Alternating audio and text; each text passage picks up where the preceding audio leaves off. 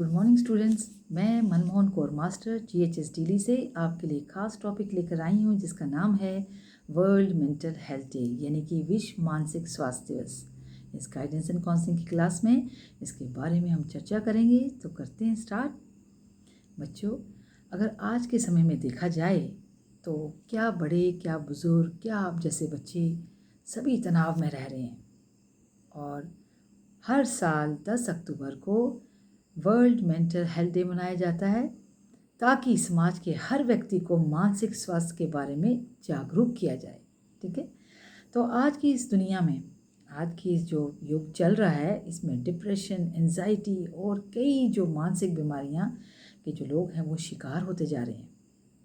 और इस भागती दौड़ती ज़िंदगी में शरीर को थकावट एक आम सी बात है और इसके चलते हम शारीरिक मानसिक रूप से बीमार हो जाते हैं। शारीरिक रूप से बीमार होने से ही तो उसका हम ट्रीटमेंट करा लेते हैं, लेकिन मानसिक स्वास्थ्य जब हमारा बिगड़ जाता है तो उसका ट्रीटमेंट बड़े दूर जाके होता है। क्यों? क्योंकि ये समझ ही नहीं आता कि इसको क्या हो गया। देखने वाला सोचता है ये तो चुपचाप बैठा है, इसको तो कोई परेशानी नहीं, कोई बुखार नहीं हुआ है, क्योंकि बुखार तो होता नहीं है। लेकिन जो उसको ज़हनी तौर पे उसको बुखार हो रहा है वो तो किसी को नहीं दिखाई देता। ये तो वही जान सकता है जिसको ये प्रॉब्लम हो रही है, जो इससे जूझ रहा हो, है ना। तो मानसिक स्वास्थ्य जो बीमारी जो है, इसको बीमारी कह सकते हैं कि विश्व भर में होने वाली गंभीर बीमारियों में से है। WHO के अनुसार इसका जो आंकड़ा है वो है 450 मिलियन ऐसे जो लोग हैं वो इस मानसिक जो बीमारी है इससे प्रभावित हैं। अगर भारत की बात की जाए, अपने देश की बात की जाए, तो उसमें 1.5 मिलियन लोग ऐसे हैं जिनमें बच्चे और किशोर अवस्था के बच्चे भी हैं, छोटे बच्चे भी हैं और किशोर अवस्था के, मतलब 10, 12 और टीनेज के भी हैं।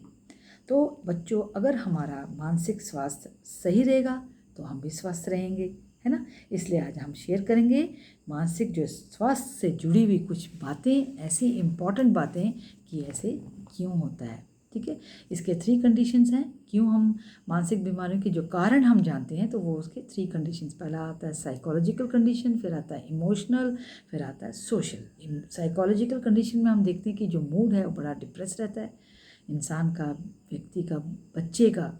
आजकल बच्चे बड़े डिप्रेस रहते हैं, तो ओवर थिंकिंग, ज़्यादा सोचते हैं, मूड स्विंग हो रहा है, कभी खुश हो रहे हैं, कभी रो रहे हैं, है ना, ऐसे मूड स्विंग होता रहता है। अनयूजुअल बिहेवियर होता है उनका, नींद नहीं आ रही है, नेगेटिव थिंकिंग, हमेशा नेगेटिव सोचते हैं और नेगेटिव सोचते सोचते उनका सुसाइडल थॉट्स भी आ जाता है और ये बहुत ही गंभीर बात है और घातक सिद्ध हो सकता है ये। तो ये बातें हुई साइकोलॉजिकल कंडीशन की, जो हम ज़हनी तौर पर हम कहते हैं कि ये चीज़ें अगर हमें दिखें दिस मीन्स इसको साइकोलॉजिकल डिसऑर्डर हो रहा है, इसको प्रॉब्लम हो रही है।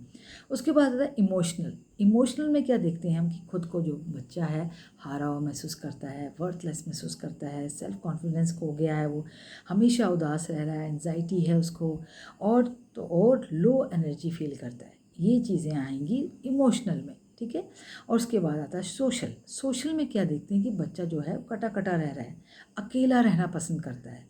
अगर कमरे में बैठा है तो लाइट्स ऑफ करके बैठा है और किसी से बात नहीं कर रहा है और छोटी छोटी बातें उसको चुभ जाती हैं, कोई अच्छी भी बात करता है उसको बुरी लगती है।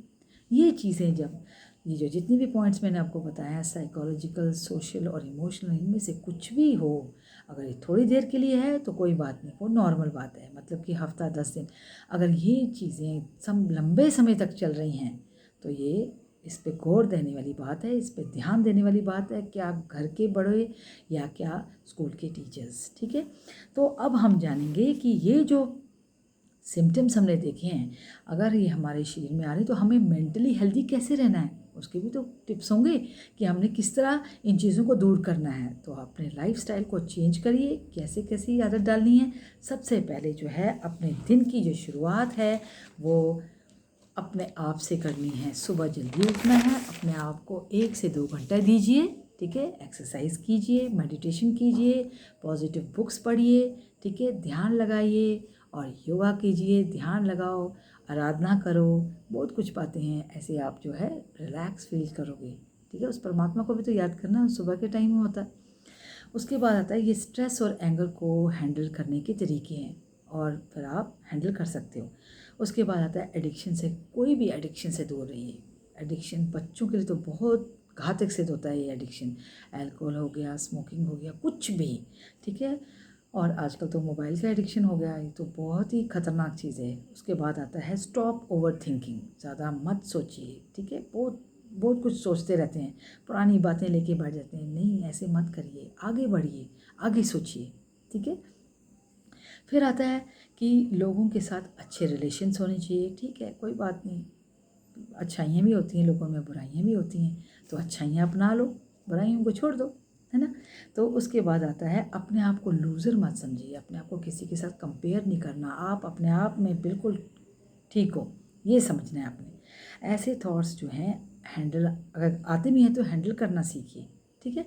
फिर आता है रोज़ हेल्दी डाइट खानी है, रोज़ हेल्दी डाइट खानी है। अगर इनमें से जितनी भी आपको कोई प्रॉब्लम आ रही है, जैसे मैंने आपको बताया साइकोलॉजिकल या कुछ भी आ रही है, अगर आप बातचीत से भी नहीं ठीक हो रहा तो आप डॉक्टर से मिलिए, किसी साइकियाट्रिस्ट से मिलिए, किसी अच्छे काउंसलर से मिलिए, ठीक है।